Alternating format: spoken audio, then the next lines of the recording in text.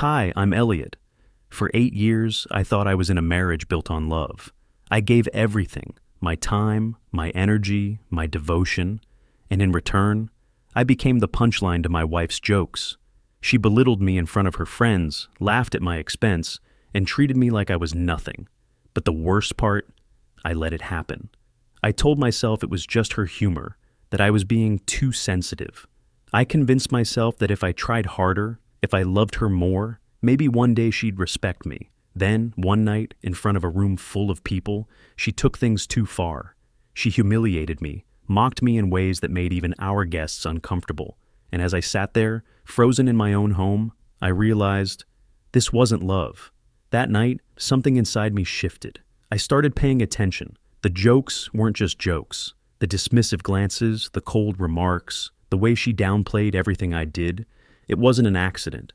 And when I uncovered the truth, let's just say, I wasn't the fool she thought I was. She laughed at me for years. But when I finally walked away, she was the one in tears. What changed? What did I discover? And how did I turn the tables on the woman who thought she had me under control? You won't believe how this story ends. I spent the entire afternoon making sure everything was perfect.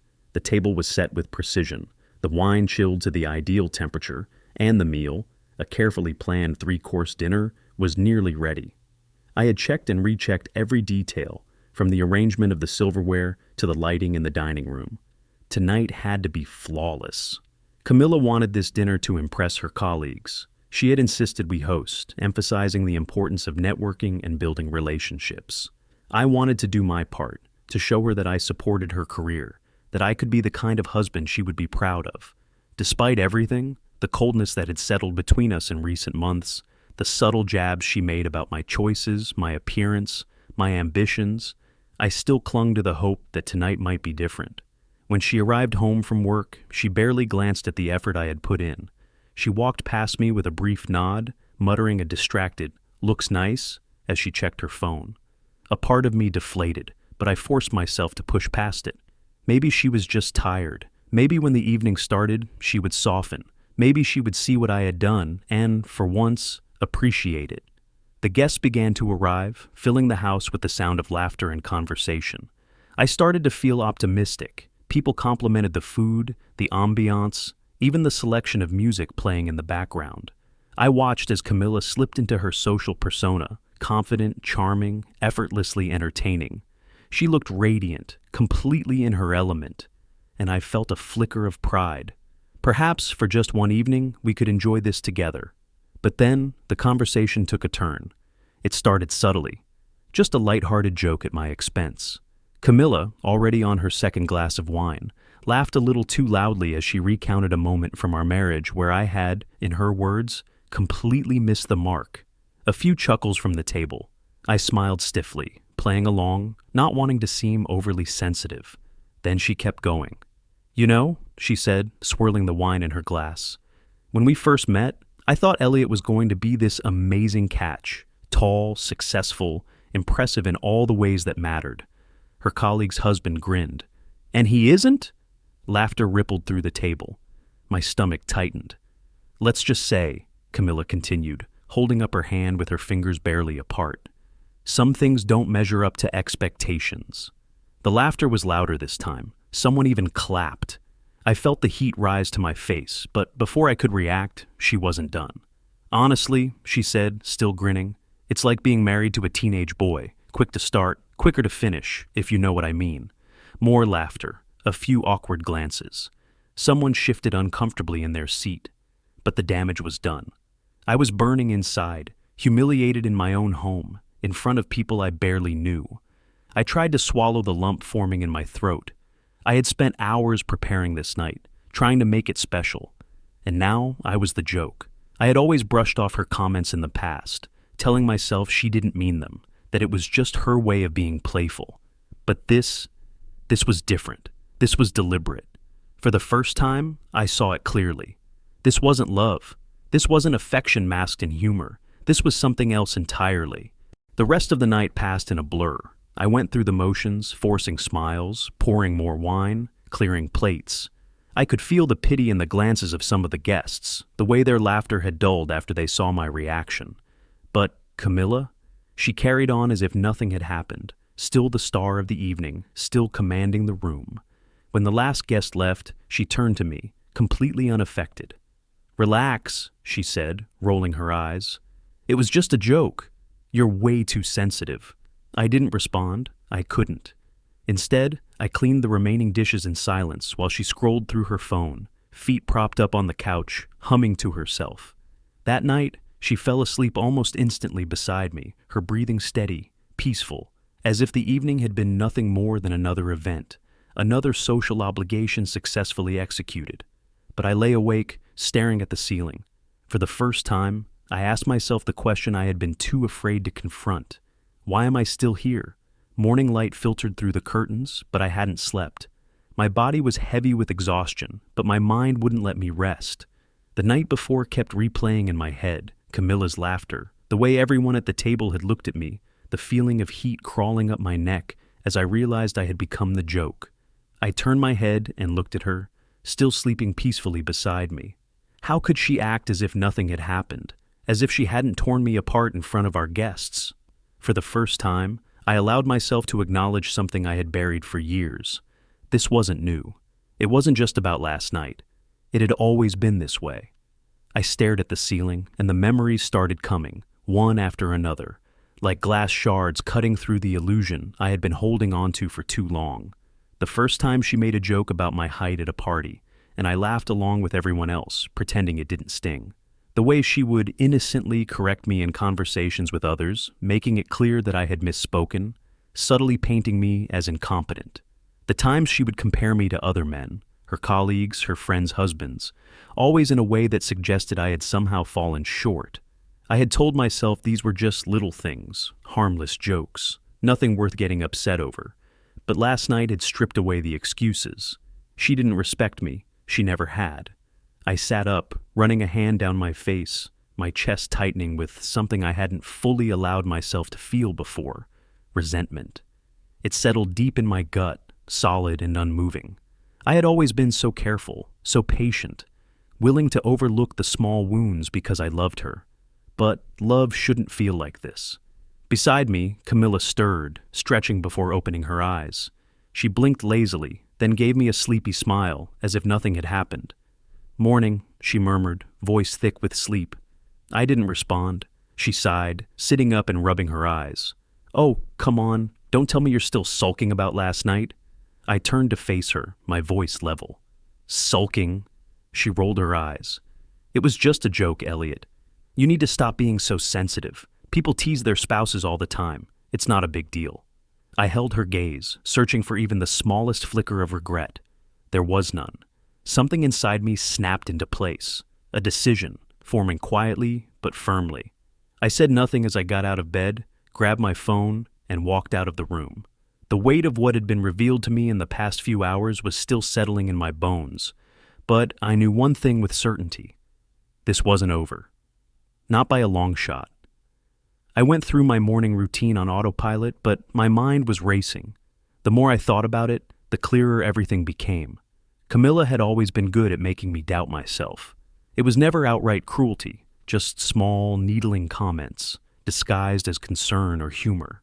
Over time, they had chipped away at my confidence, my sense of self. But last night had crossed a line, and the more I thought about it, the more I realized I wasn't just hurt, I was suspicious. I poured myself a cup of coffee, staring blankly out the window, replaying the past few months. The late nights at the office, the sudden work trips, the way she always kept her phone face down when she was near me. I had ignored it all, dismissed my own instincts. But now, I couldn't. As if on cue, I heard the soft vibration of her phone against the kitchen counter. Camilla was still in the bedroom, probably getting ready. I glanced at the screen, a text message, no name, just a number I didn't recognize. "Last night was amazing. Can't wait to see you again. Same time next week?" A cold, sharp silence filled my mind. I stared at the words, my pulse pounding. There was no misinterpreting this, no way to justify or explain it away. My hands trembled slightly as I picked up the phone. I knew her password. We had set up our phones together years ago. She had never changed it. My breath was slow, measured, as I typed in the code. The message app opened, and then everything fell apart. Dozens of texts, months of conversations, explicit photos, hotel reservations, plans carefully made and executed while I had been at home, cooking dinners, making sure the house was clean, trying to be the husband she could be proud of. The final knife to the gut? A message from just a few nights ago. He has no idea, too busy trying to impress me to notice anything. The room felt like it was tilting. I set the phone down, staring at it as if it might burn me. This wasn't just betrayal. This was mockery. I heard footsteps behind me. "What are you doing?" Camilla's voice, sharp, suspicious. I turned slowly, meeting her gaze. Her eyes flicked from me to the phone on the counter. And for the first time, just for a second, I saw it. A flash of something behind her carefully curated expression. Fear. She knew. She knew I had seen everything. Care to explain? My voice was calm, too calm. Her lips parted, then closed. And just like that, the fear was gone, replaced by something else. Calculation. Her expression hardened, and she crossed her arms. "You went through my phone?" I almost laughed. That was her angle? That was her defense? "You're seriously trying to flip this on me?" She let out a scoff. "That's a complete invasion of privacy, Elliot." I shook my head slowly. "Unbelievable." She stepped closer, her voice lowering. "You know what this is? It's your insecurity. That's why you're upset. Because deep down, you know you'll never be enough." I felt something inside me shift. For years I had let her words define me. I had let her twist things, make me doubt myself, convince me that I was the problem. Not anymore. As she stormed away, I clenched my fists, the cold, bitter truth settling in my chest. This wasn't just the end of a marriage. This was war. I sat in the kitchen, staring at my hands. The air was thick with the weight of everything I had just uncovered. The shock had settled into something quieter, something colder. It wasn't just the affair, it was everything. The manipulation, the belittling, the slow erosion of my confidence over the years. It was the realization that I had spent so much time trying to make this marriage work when, all along, I had been the only one trying. A slow breath left my lips. This was it. The moment I had been avoiding, the truth I had refused to admit. This marriage was over. Not in the way I had once feared. Messy arguments, dramatic fights, bitter words thrown back and forth. Number. It was over in a way that felt final, absolute, like something had died and I was only now recognizing its decay. I picked up my phone, my fingers hovering over the screen, before I finally typed the message. "Max, I need a place to stay for a few days. Can we talk?" The reply came almost instantly. "Of course, whatever you need." I hadn't told Max much over the years. He had seen glimpses of how Camilla treated me, but I had always downplayed it, made excuses. Now, there was no need to explain. He knew, and for the first time in a long time, I felt a flicker of relief. I wasn't alone in this. The next steps came quickly. I searched for a divorce attorney, scheduled an appointment, and began gathering financial records. Camilla had always been the one in charge of our finances, another way she controlled things. But I wasn't going to let that stop me. I moved half of our joint funds into a private account, knowing she would be furious when she found out. But by then, it wouldn't matter. That evening, I went through the motions of our routine as if nothing had changed. Camilla acted smug, sipping her wine as she scrolled through her phone, oblivious to the storm she was about to face. I cooked her favorite meal, plated everything with care, even poured her another glass of wine. She smirked at me. "You're in a good mood." I met her gaze, my expression unreadable. Just felt like making something nice. If she suspected anything, she didn't show it. She laughed, made a few more comments at my expense, and continued messaging whoever was on the other end of her phone. Probably Derek. But I wasn't angry anymore. I was just done. After dinner, I stood up, walked to the counter, and picked up the manila envelope. Without a word, I set it on the table in front of her. She frowned, setting her glass down. "What's this?" I sat back, watching as she opened it. Her eyes scanned the pages, her confusion morphing into something else entirely. Disbelief, then rage. "You're joking." I didn't say anything. Her voice sharpened. "You wouldn't dare."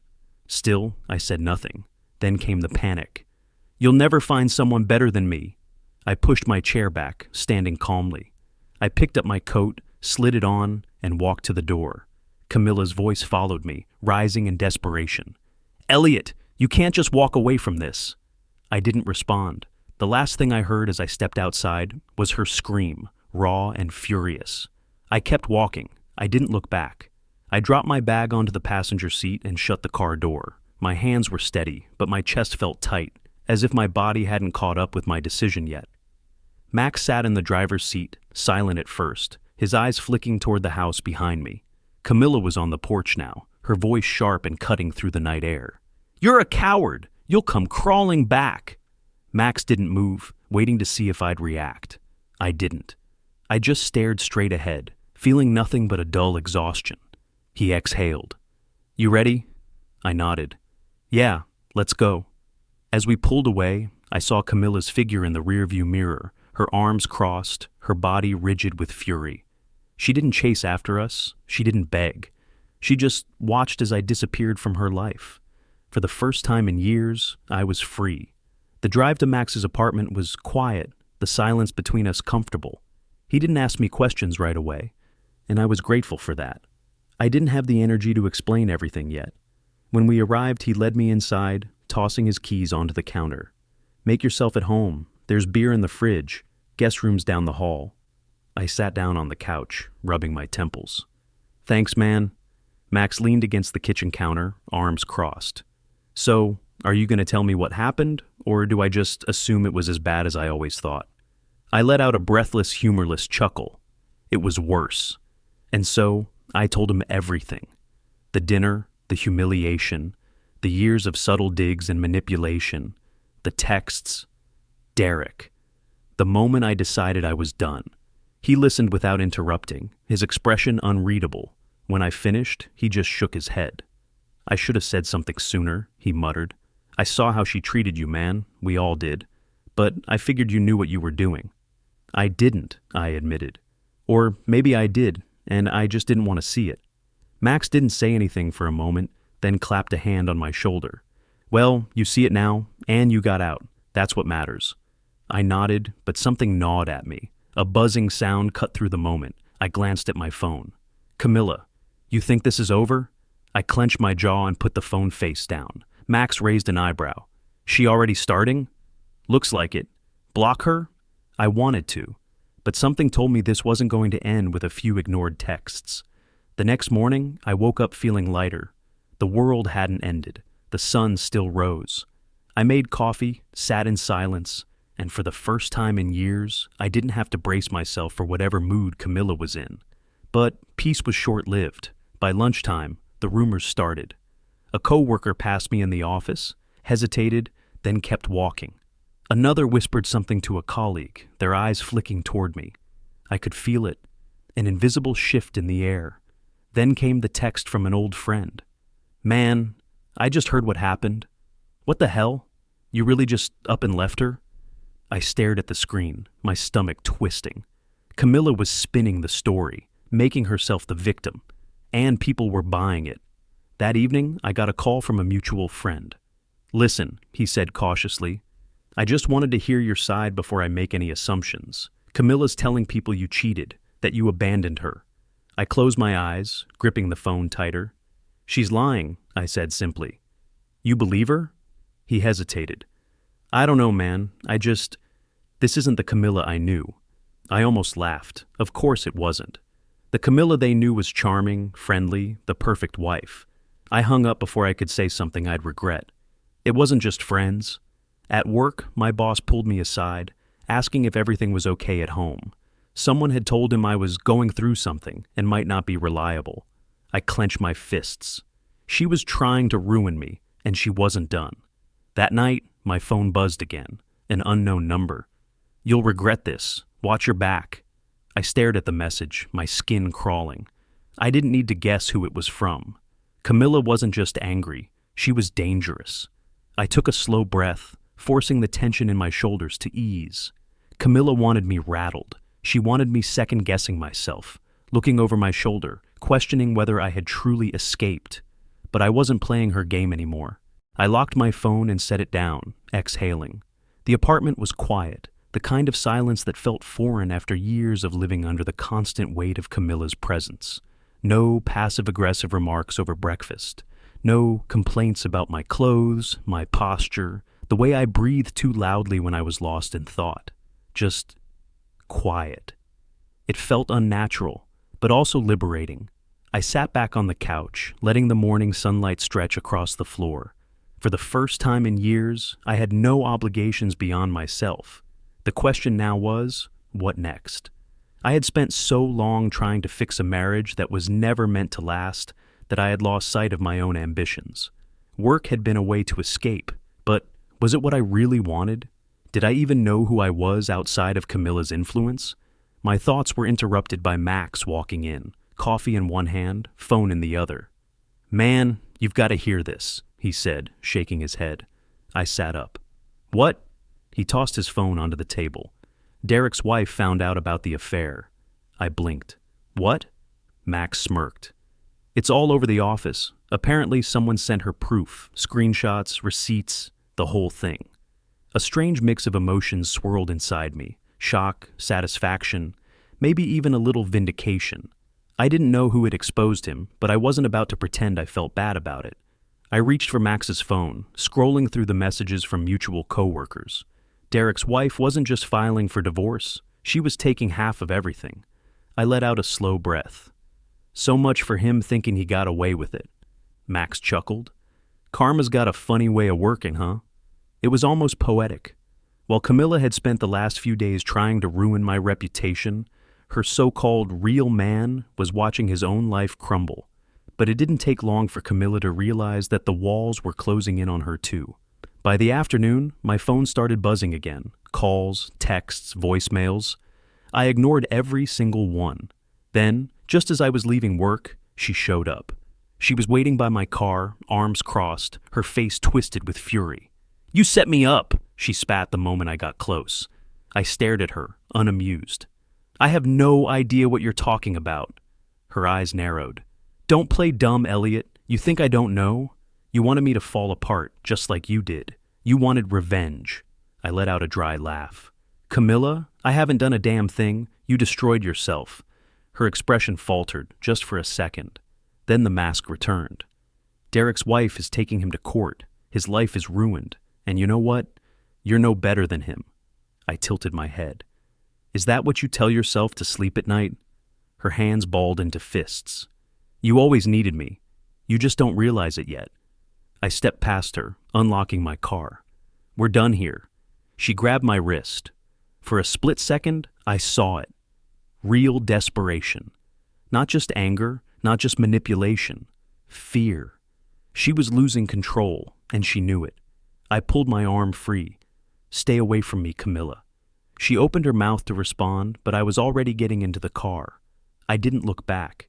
That night, I tried to shake the encounter off, but something about the way she had looked at me, like a caged animal, cornered, left an uneasy feeling in my gut. And then, just past midnight, my phone buzzed. A message from an unknown number. "You think you've won? This isn't over. Derek." I clenched my jaw, the last trace of satisfaction fading from my mind. He wasn't going down quietly. I locked the screen and set the phone down, exhaling slowly. I had expected Camilla to lash out, but I hadn't anticipated Derek getting involved. Then again, why wouldn't he? He had lost everything. His wife, his reputation, his financial security. And in his mind, I was the reason. But I wasn't about to let his threats dictate my life. Not anymore. The next morning, I got up early, determined to start reclaiming control. The past few weeks had been about survival. Now, it was about rebuilding. I transferred the last of my money into a new account, cutting off any remaining financial ties to Camilla. I contacted my lawyer, ensuring everything for the divorce was progressing smoothly. Then, for the first time in my life, I scheduled a therapy session. It wasn't easy admitting that I needed help, that the years of Camilla's manipulation had left wounds I couldn't just ignore. But I was tired of pretending I was fine. I wanted to move forward. By midday, a strange feeling settled over me, relief. It was small, barely noticeable, but it was there.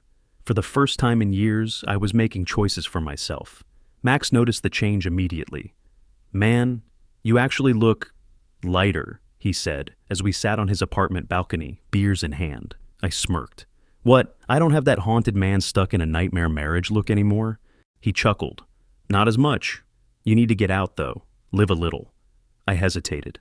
"I don't know, Max. I'm still dealing with—" Yeah, he interrupted.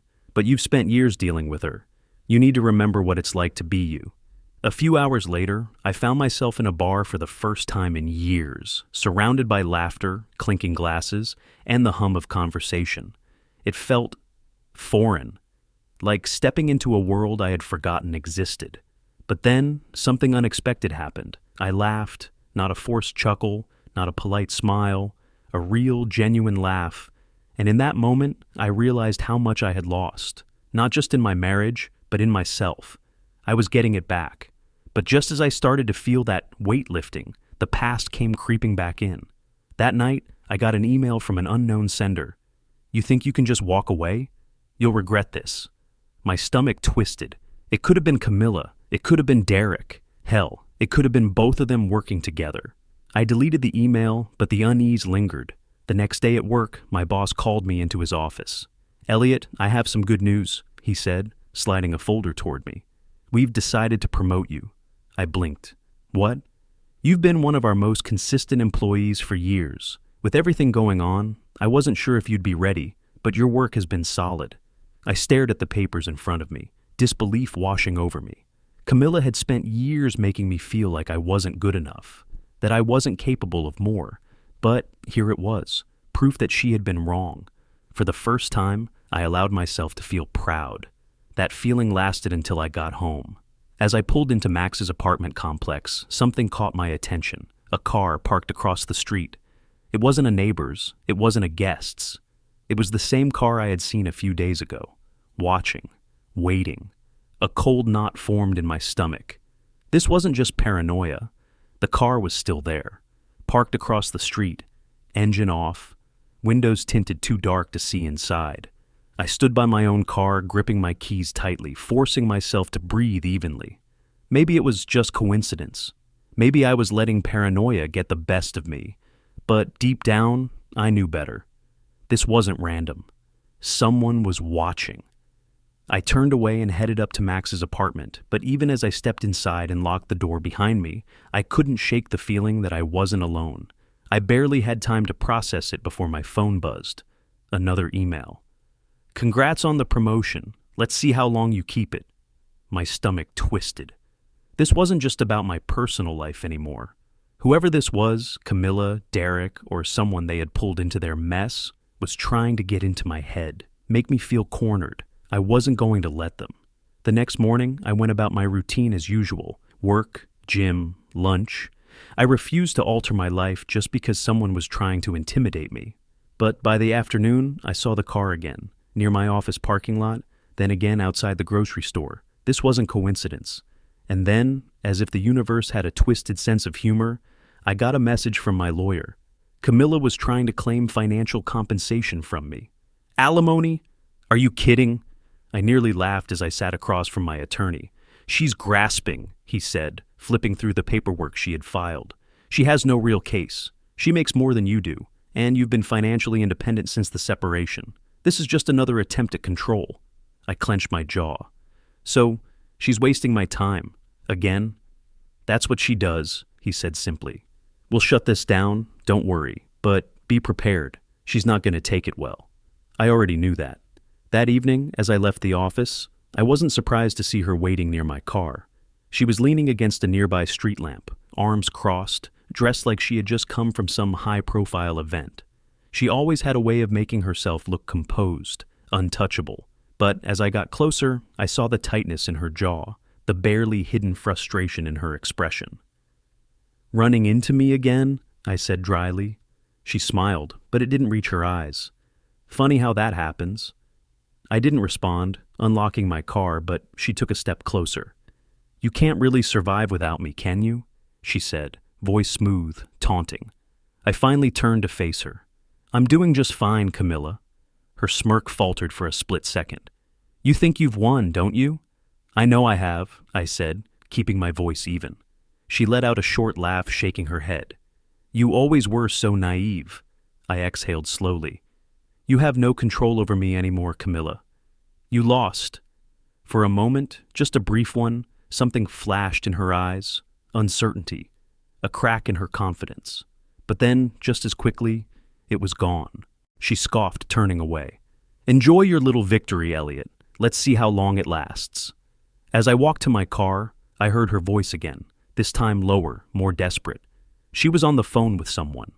Fix this, she snapped. I don't care how, just do it. I paused for half a second, listening, but she turned away, voice dropping to a whisper. I clenched my fists, my gut screaming that whatever this was, it wasn't over. That night, Max pulled me aside the moment I walked in. Someone's been asking about you, he said. I frowned. Who? He shrugged. Some guy came into the bar the other night, asking if you still lived here. Didn't say much, just left after I told him to get lost. A bad feeling crept into my chest. Did he say who he was? I asked. Max shook his head. No, but he was definitely looking for you. I stepped toward the window, pushing the blinds aside. The car was there again. This time, the engine was running. I inhaled sharply, setting my jaw. Enough was enough. I grabbed my keys and walked out the door. The cold air hit my skin as I stepped onto the street, my heart pounding, adrenaline humming in my veins. I took a few steps toward the car, squaring my shoulders, ready to confront whoever was inside. The headlights flicked on. Then, just as quickly as it appeared, the car sped off into the night. I stood on the sidewalk for a long moment, watching the empty street, trying to process what had just happened. Whoever was behind this wasn't just watching anymore. They wanted me to know they were there. I turned back toward the apartment, jaw clenched, a sick feeling twisting in my gut. This wasn't over. The next day at work, the shift was subtle, but unmistakable. Conversations quieted when I entered the break room. People who had once greeted me with friendly nods now barely made eye contact. At first, I tried to convince myself I was imagining it, but by lunchtime, there was no denying it. I had made plans to grab lunch with an old friend, someone I had known for years, long before Camilla. But just as I was heading out the door, my phone buzzed.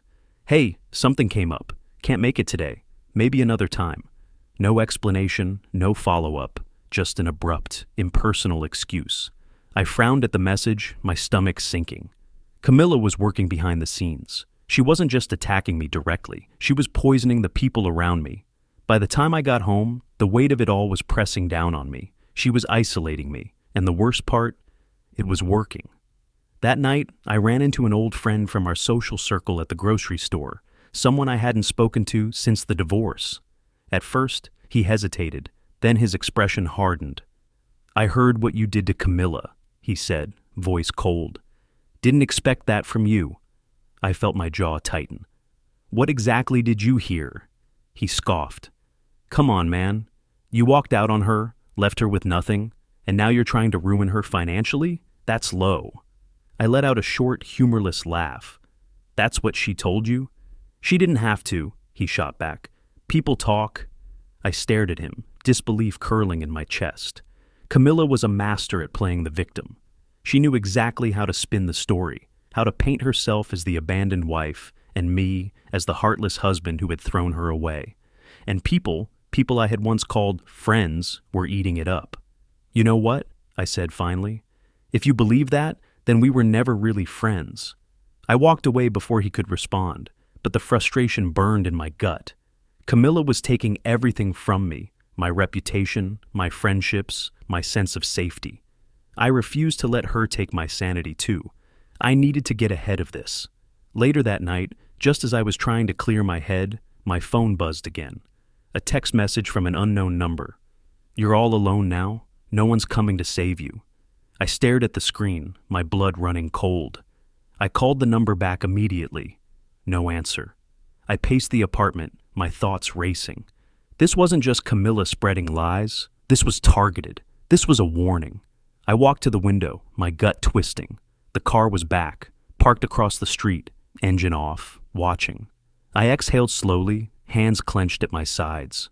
Enough was enough. I grabbed my jacket and stepped outside, the night air sharp against my skin. My footsteps were steady as I walked toward the car, My heart beat a dull, controlled thrum. But just as I got close, the engine roared to life. The tires screeched against the pavement, and the car peeled away before I could even get a look at the driver. But I saw something. The license plate. A flicker of recognition shot through me. I pulled out my phone and called Max. He picked up on the second ring. "I think I know who's behind this," I said. Max's voice came through the phone, tense but steady. "Whose car is it?" he asked. I stared out the window, my mind already forming the answer before I even said it. "It's Camilla's," I muttered. Max swore under his breath. I knew it. I had expected it. Of course I had. But seeing the proof, confirming that she had gone this far, still sent a cold wave through me. She wasn't just trying to ruin my reputation, she wanted control. And when she lost control, she escalated. I took a slow breath, forcing the emotions down. "This ends now," I said. Max exhaled. "You sure?" "Because something tells me she's not done." I wasn't sure, not really, but I knew one thing. She would never stop unless I made it clear that I wasn't playing her games anymore. By the afternoon, the texts started again. At first, they were the usual: guilt, fake remorse, attempts to draw me back in. "I miss you. You don't have to do this." "We can fix this, Elliot. I know we can." "You're making a mistake." When I didn't respond, the tone shifted. "You'll regret treating me like this." "You think you're safe? You're not?" Then, a voicemail. I hesitated before pressing play. At first, just breathing. Then her voice, low, calculated. "You don't get to walk away from me like this?" I deleted it without finishing. Camilla was unraveling, and I wasn't going to be the one to put her back together. That night, my phone rang again. I almost ignored it, assuming it was her. But then I saw the number, an unknown caller. I answered cautiously. "Hello?" A voice I didn't recognize. "Elliot?" I sat up. "Who is this?" There was hesitation. Then, "It's about Camilla." A pause. "She's been in an accident." I gripped the phone tighter. "What?" She ran a red light, hit a median. She's in the hospital." I blinked, trying to process the words. Camilla, a car crash. But then, she was lying there, and no one stopped to help her. The words sent a strange sensation through me. Not quite shock, not quite sadness, just detachment. Camilla had spent years making herself the center of every room, every conversation, every situation. She had crafted an image of perfection, manipulated people into seeing her as the victim whenever it suited her. And now, when she needed help the most, no one came. I ended the call without a word. Max was watching me from across the room. "What is it?" I exhaled slowly. "Camilla's in the hospital." His expression didn't change. "And?" I shook my head, grabbing my keys. The drive to the hospital was quiet. My grip on the wheel was steady, but my mind was a mess. I didn't love her anymore. I knew that. But once, a long time ago, I had. Once she had been the most important person in my life. So, why was I driving there now? Habit? Guilt? Some twisted sense of obligation? I pulled into the parking lot, staring at the entrance, the fluorescent lights harsh against the dark night sky. I could go in. I could sit by her bed. I could listen to her cry, hear her blame the world for what had happened. I could let her pull me back in, just for a moment. Or I could leave. I gripped the steering wheel, my chest tightening. Then, slowly, I reached for the gear shift, and I drove away. I drove through the quiet streets, my hands steady on the wheel, my mind anything but. The hospital was behind me, its sterile glow fading in the rearview mirror. I had made my choice. Camilla had spent years tearing me down, manipulating me, using me as a tool for her own validation. And when she crashed, literally, there was a part of me that almost fell back into my old ways, that almost felt the pull of obligation, of guilt. But I had let go. The next morning, I woke up feeling lighter, not happy, not free. There was still too much left unfinished for that, but lighter. Max was already up, drinking coffee on the couch, scrolling through his phone. He looked over as I stepped into the room. "You went to see her, didn't you?" I shook my head. "No." His eyebrows lifted slightly, but he didn't seem surprised. "She wouldn't have come for me," I added, grabbing a cup from the kitchen. Max exhaled, nodding. "Then you did the right thing?" And for the first time, I believed that. But whatever sense of relief I had didn't last long. By midday, something felt off. It was little things at first, things I might not have noticed if I wasn't already on edge. My car door was slightly ajar when I went to grab something from the glove compartment. I knew I had locked it the night before. Inside my apartment, the air felt different. Not wrong exactly, just unsettled, like someone had been there. Then the calls started. Unknown number, no voicemail. I let it go to missed calls the first few times. Then, on the fourth attempt, I picked up. Silence. Then a soft exhale just before the line went dead. A slow, crawling unease settled into my bones. I called Max. I don't think Camilla's done with me yet. That night, I kept the blinds drawn, checking the locks twice before heading to bed. But sleep didn't come easily. And then, around 2 a.m., I heard it. A sound outside my window. Not the usual city noise, not a passing car or footsteps from a neighbor. Something deliberate. I moved slowly, carefully, easing out of bed and toward the window. The darkness outside was thick, but as my eyes adjusted, I saw it. Movement near my car. Someone was there. I grabbed the flashlight from the table, my pulse spiking as I stepped outside, my bare feet silent on the pavement. As soon as the beam of light hit him, the man jerked his head up, eyes wide. He ran. I didn't think, I just moved. I chased him through the parking lot, my heart pounding, my breath sharp in the cold air. He was fast, but I was angry, and adrenaline was a hell of a motivator. I caught a glimpse of his face just before he jumped into a waiting car. I knew him, not well, but enough. He worked with Camilla. As the car sped off into the night, a realization settled over me. This wasn't just about revenge anymore. She wasn't just bitter, she was dangerous. I stood there, staring at the empty street where the car had disappeared. My heart was still pounding from the chase, my mind racing. I knew that face, Derek's business associate, which meant this wasn't just Camilla's doing. Max was already pulling up the security footage from the apartment's parking lot by the time I got back inside. He had been skeptical at first, but after everything that had happened, he wasn't taking chances anymore.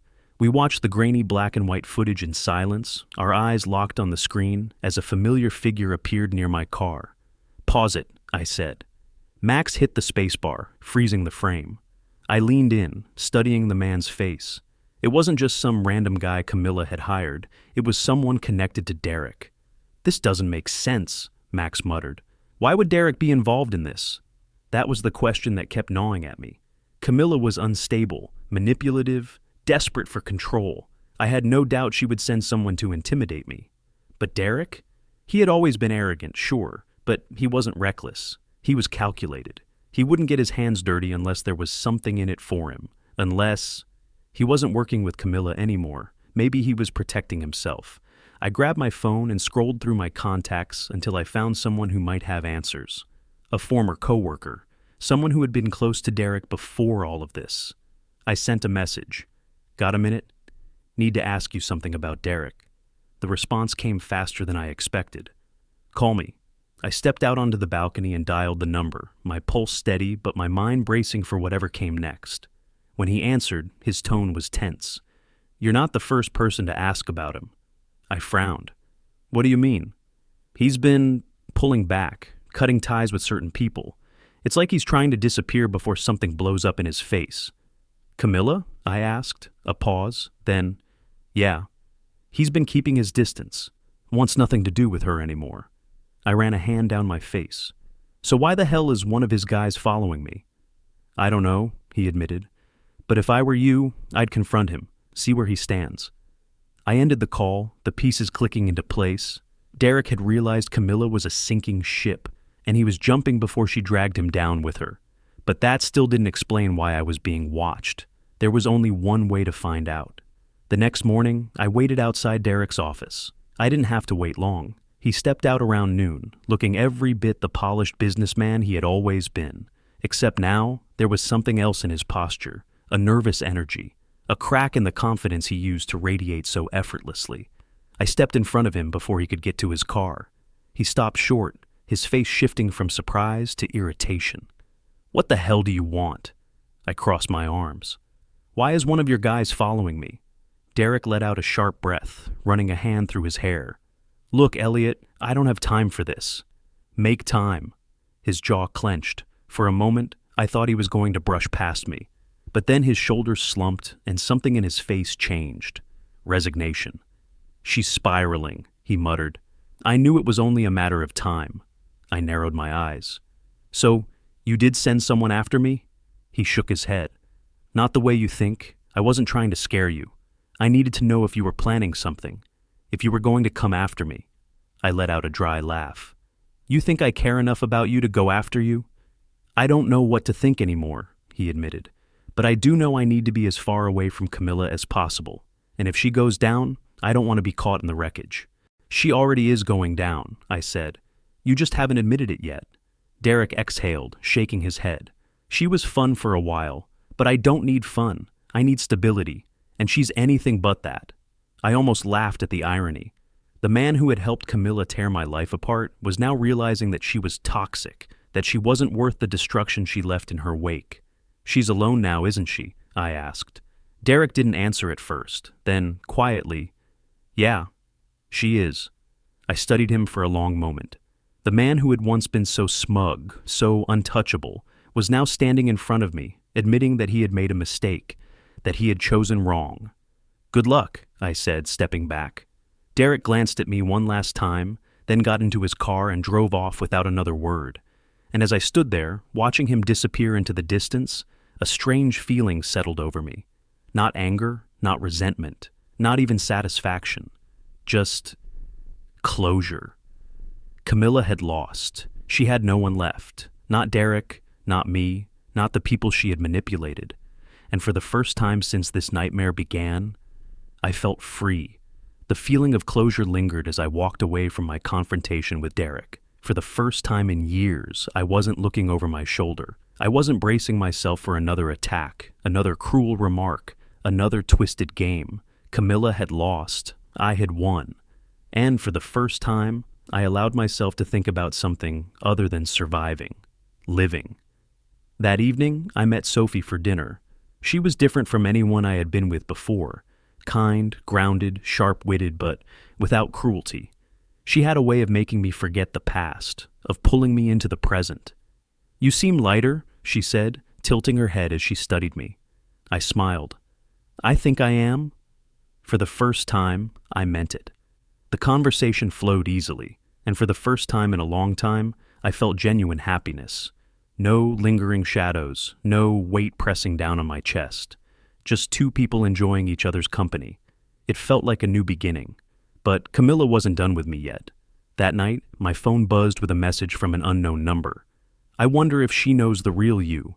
My grip on the phone tightened. Camilla. I exhaled slowly, forcing myself to stay calm. She was grasping at straws now, throwing whatever she could to see if it would still stick. I ignored the message. But the next day she took it further. Sophie texted me in the afternoon. Your ex just showed up at my workplace. I felt a cold rush of anger. What did she say? I replied.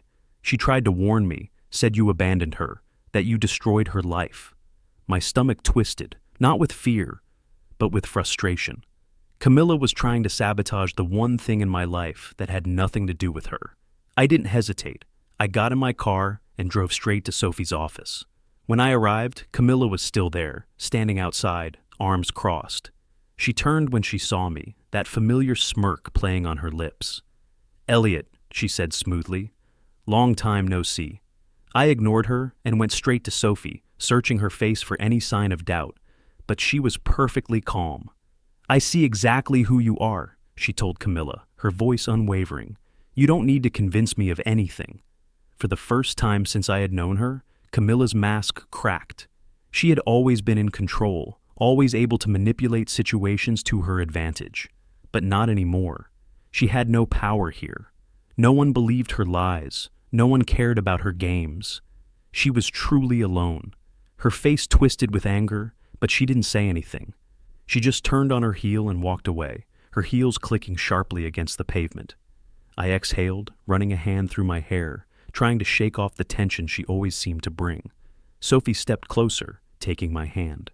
You don't have to explain, she said softly. I looked at her, surprised. You believe me? She smiled. I already know. And just like that, Camilla was nothing more than a fading shadow in my past. The warmth of Sophie's hand in mine grounded me in a way I hadn't felt in years. Camilla was gone. Her words, her lies, her desperate attempts to control me, it was all fading into the past, where it belonged. That night, I slept better than I had in years. No tension in my shoulders, no knots in my stomach, no waiting for the next attack. And when I woke up, the world felt different. Lighter. I made coffee, enjoying the quiet hum of the morning. For the first time in a long time, I felt truly free. Not just from Camilla, but from the weight of everything she had put me through. This was my life now, and it was mine to build, mine to enjoy. But peace never lasted long where Camilla was concerned. By the afternoon, I got an email from my lawyer. Subject, urgent, new filing from Camilla. I exhaled sharply before opening it. A lawsuit for emotional distress. My grip on my phone tightened. She was really trying this now? Max was the first person I called. "She's not done," he said grimly. "She never will be." I ran a hand down my face. "My lawyer says she has no case." "Doesn't matter," Max said. "She doesn't care about winning. She just wants to drag you through hell one more time." And he was right. Camilla wasn't suing me because she thought she'd win. She was suing me because she needed to be in my life. Because without me to control, without me to torment, she was nothing. But I wasn't playing her game anymore. The court date was set for a week later. My lawyer assured me it wouldn't go anywhere, but that wasn't the point. Camilla wasn't trying to win. She was trying to remind me that she could still make my life difficult, that I would never really be free. Except she was wrong. On the day of the hearing, I stepped out of my car, my head high, my heart steady. Camilla was already outside the courthouse, waiting. She was smiling, as if she had already won. "You're really dragging this out, aren't you?" I said, my voice even. She tilted her head, that familiar smirk playing on her lips. "You think you can just erase me?" I met her gaze without flinching. "You erased yourself." Her smirk faltered, but she recovered quickly. "I will always be in your head," she whispered, stepping closer.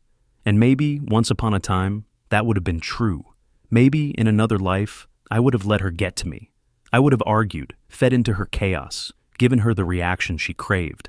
But I wasn't that man anymore. I exhaled slowly, shaking my head. "You have no power over me anymore."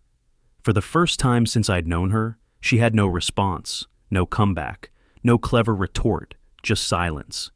And in that silence, I saw something I never had before. She was afraid, not of me, not of losing the case, but of irrelevance. For years she had shaped my world, dictated my emotions, manipulated every aspect of my life. And now, she was nothing to me, just a mistake I had survived. I turned without another word, walking away. And as I did, I felt it. Not anger, not resentment, nothing.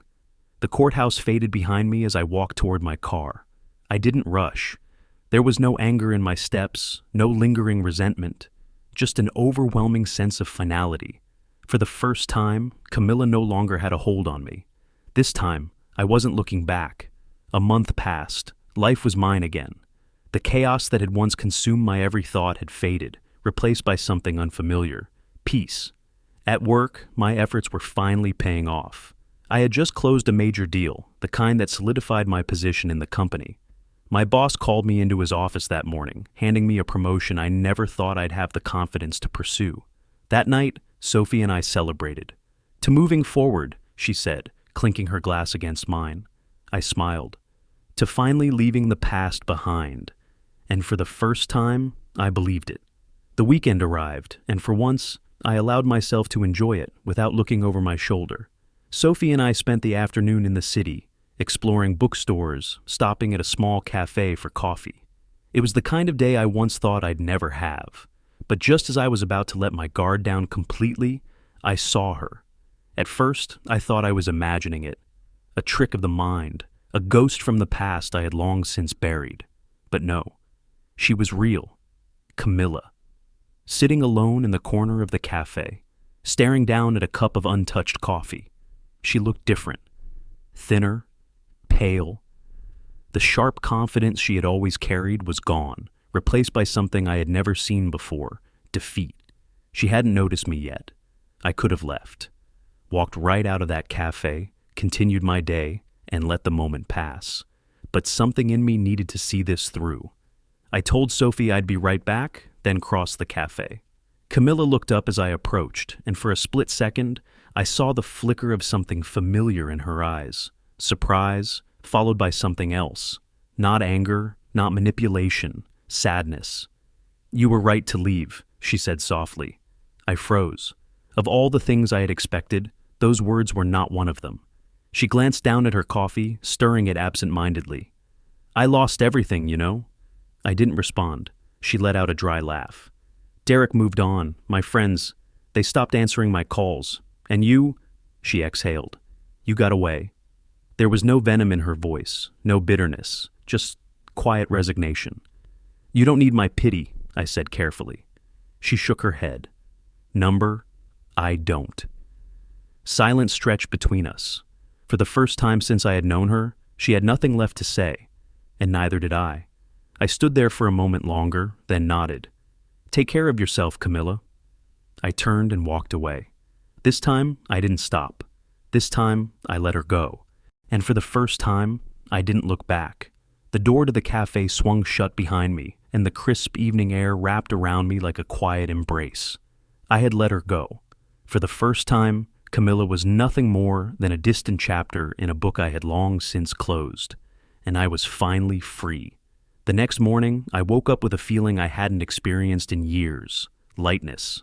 Not the temporary relief that came from escaping a bad situation, but something deeper, a true, unshakable sense of peace. I sat up, stretching as the morning light poured through the windows of my apartment, my space, my life. For so long, my existence had been tangled up in someone else's chaos. I had measured my worth through someone else's eyes, let my happiness hinge on the approval of a person who never truly saw me. Not anymore. I looked around, really looking this time. The furniture, the books, the framed photographs on the shelves, everything here was mine, chosen by me, untouched by anyone else's judgment. I had built something new, and for the first time, I realized I wasn't just surviving. I was living. Later that day, I met Max for coffee. He was already waiting at our usual spot, leaning back in his chair, arms crossed as he watched me approach. "You look different," he said the moment I sat down. I raised an eyebrow. Yeah, he smirked. "Not as haunted, less like you're waiting for something bad to happen." I let out a small chuckle. "That's because, for the first time in years, I'm not." Max nodded, studying me for a long moment before lifting his coffee cup. "To new beginnings." I clinked my cup against his, smiling. "To finally moving forward."